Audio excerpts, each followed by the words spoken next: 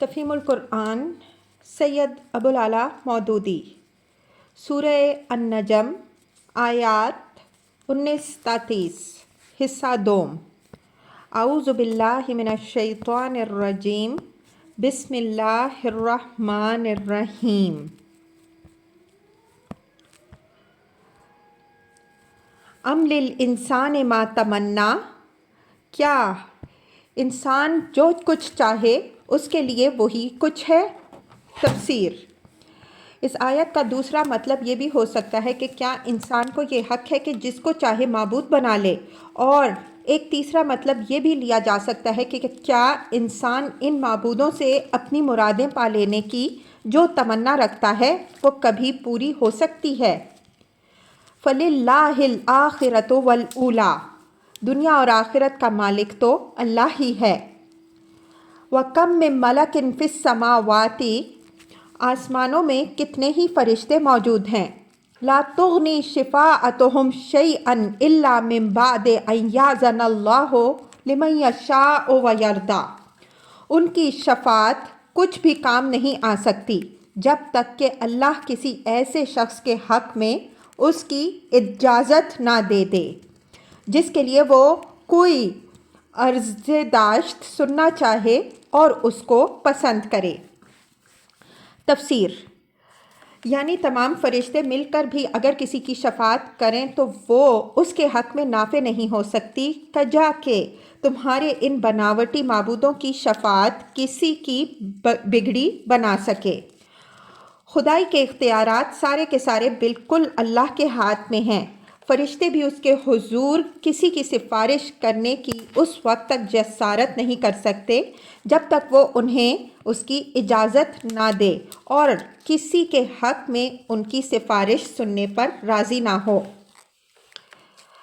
ان الذین لا یؤمنون بالآخرہ، مگر جو لوگ آخرت کو نہیں مانتے، لَيُسَمُّونَ الْمَلَائِكَةَ تَسْمِيَةَ الْأُنثىٰ، وہ فرشتوں کو دیویوں کے ناموں سے موسوم کرتے ہیں۔ تفسیر: یعنی ایک حماقت ان کی یہ ہے کہ ان بے اختیار فرشتوں کو اللہ تعالیٰ سے سفارش تک کرنے کا یارہ نہیں رکھتے، انہوں نے معبود بنا لیا۔ اس پر مزید حماقت یہ کہ وہ انہیں عورتیں سمجھتے ہیں اور ان کو خدا کی بیٹیاں قرار دیتے ہیں۔ ان ساری جہالتوں میں ان کے مبتلا ہونے کی بنیادی وجہ یہ ہے کہ وہ آخرت کو نہیں مانتے۔ اگر وہ آخرت کو ماننے والے ہوتے تو کبھی ایسی غیر ذمہ دارانہ باتیں نہ کر سکتے تھے۔ انکار آخرت نے انہیں انجام سے بے فکر بنا دیا ہے اور وہ سمجھتے ہیں کہ خدا کو ماننے یا نہ ماننے یا ہزاروں خدا مان بیٹھنے سے کوئی فرق نہیں ہوتا، کیونکہ ان میں سے کسی عقیدے کا بھی کوئی اچھا یا برا نتیجہ دنیا میں کی موجودہ زندگی میں نکلتا نظر نہیں آتا۔ منکرین خدا ہوں یا مشرکین یا موحدین، سب کی کھیتیاں پکتی بھی ہیں اور جلتی بھی، سب بیمار بھی ہوتے ہیں اور تندرست بھی ہوتے رہتے ہیں، ہر طرح کے اچھے اور برے حالات سب پر گزرتے ہیں۔ اس لیے ان کے نزدیک یہ کوئی بڑا اہم اور سنجیدہ معاملہ نہیں ہے کہ آدمی کسی کو معبود مانے یا نہ مانے، یا جتنے اور جیسے چاہے معبود بنا لے۔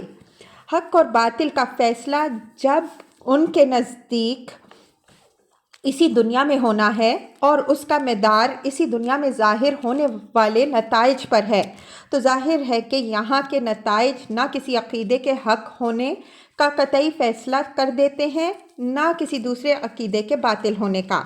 لہٰذا ایسے لوگوں کے لیے ایک عقیدے کو اختیار کرنا اور دوسرے عقیدے کو رد کر دینا محض ایک من کی موج کا معاملہ ہے۔ وَمَا لَهُم بِهِ مِنْ عِلْمٍ، حالانکہ اس معاملے کا کوئی علم انہیں حاصل نہیں ہے۔ إِن يَتَّبِعُونَ إِلَّا الظَّنَّ، وہ محض گمان کی پیروی کرتے ہیں۔ تفسیر: یعنی ملائکہ کے متعلق یہ عقیدہ انہوں نے کچھ اس بنا پر اختیار نہیں کیا کہ انہیں کسی ذریعہ علم سے یہ معلوم ہو گیا ہے کہ وہ عورتیں ہیں اور خدا کی بیٹیاں ہیں، بلکہ انہوں نے محض اپنے قیاس و گمان سے ایک بات فرض کر لی ہے اور اس پر یہ آستانے بنائے بیٹھے ہیں۔ جن سے مرادیں مانگی جا رہی ہیں اور نظریں اور نیازیں ان پر چڑھائی جا رہی ہیں۔ وَإِنَّ الظَّنَّ لَا يُغْنِي مِنَ الْحَقِّ شَيْئًا، اور گمان حق کی جگہ کچھ بھی کام نہیں دے سکتا۔ فَأَعْرِضْ عَمَّنْ تَوَلَّىٰ عَنْ ذِكْرِنَا، پس اے نبی صلی اللہ علیہ وآلہ وسلم، جو شخص ہمارے ذکر سے منہ پھیرتا ہے اس سے منہ پھیر لو۔ تفسیر: ذکر کا لفظ یہاں کئی معنی دے رہا ہے۔ اس سے مراد قرآن بھی ہو سکتا ہے، محض نصیحت بھی مراد ہو سکتی ہے، اور اس کا مطلب یہ بھی ہو سکتا ہے کہ خدا کا ذکر سننا ہی جسے گوارا نہیں ہے۔ وَلَمْ يُرِدْ إِلَّا الْحَيَاةَ الدُّنْيَا، اور دنیا کی زندگی کے سوا جسے کچھ مطلوب نہیں ہے اسے اس کے حال پر چھوڑ دو۔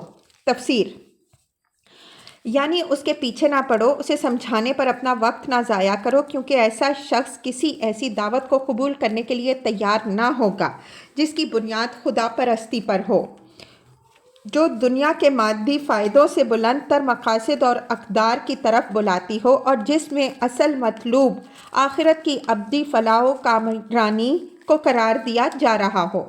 اس قسم کے مادہ پرست اور خدا بیزار انسان پر اپنی محنت صرف کرنے کے بجائے توجہ ان لوگوں کی طرف کرو جو خدا کا ذکر سننے کے لیے تیار ہوں اور دنیا پرستی کے مرض میں مبتلا نہ ہوں۔ ذَلِكَ مَبْلَغُهُم مِّنَ الْعِلْمِ، ان لوگوں کا مبلغ علم بس یہی کچھ ہے۔ تفسیر: یہ جملہ معترضہ ہے جو سلسلہ کلام کو بیچ میں توڑ کر پچھلی بات کی تشریح کے طور پر ارشاد فرمایا گیا ہے، یعنی یہ لوگ دنیا اور اس کے فوائد سے آگے نہ کچھ جانتے ہیں نہ سوچ سکتے ہیں، اس لیے ان پر محنت صرف کرنا لا حاصل ہے۔